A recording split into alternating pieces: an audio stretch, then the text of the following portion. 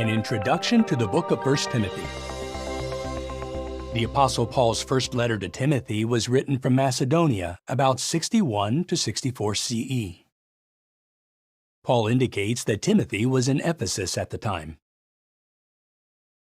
Paul wrote 1 Timothy to set out organizational procedures in the congregation and to warn against false teachings and the love of money. 1 Timothy has 6 chapters. In chapter 1, Paul encourages Timothy to remain in Ephesus so that he may correct those who have deviated from Christ's teachings. Paul also expresses gratitude for Christ's great mercy. Even though Paul had persecuted the Christian congregation, Jesus considered him faithful by assigning him to a ministry.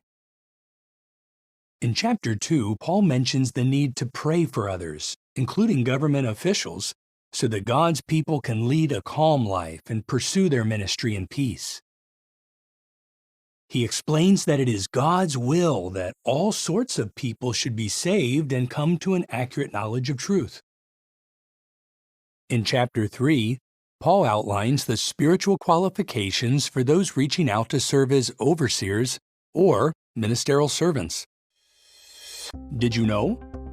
The Greek verb translated reaching out means stretching to grasp something. The apostle thus shows that brothers who want to serve others in the congregation should exert themselves. Paul writes in chapter 4 that a time will come when some will fall away from the faith and try to mislead others. These apostates will speak lies and even forbid marriage. He encourages Timothy to be a fine example in speaking, in conduct, and in love.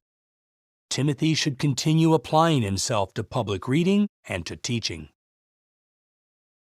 In chapter 5, Paul counsels Timothy to treat older men as fathers, younger men as brothers, older women as mothers, and younger women as sisters. He explains to Timothy that, if necessary, the congregations are to provide material aid to elderly widows who are truly in need and have a reputation for fine works. In chapter 6, the apostle states that those who teach things contrary to Christ's teachings are puffed up with pride.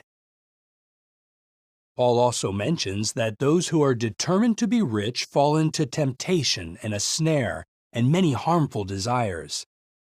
Their love of money will lead to their spiritual ruin and cause them many pains. Instead of being greedy, Christ's followers should be generous and ready to share, putting their trust in God so that they may get a firm hold on the real life.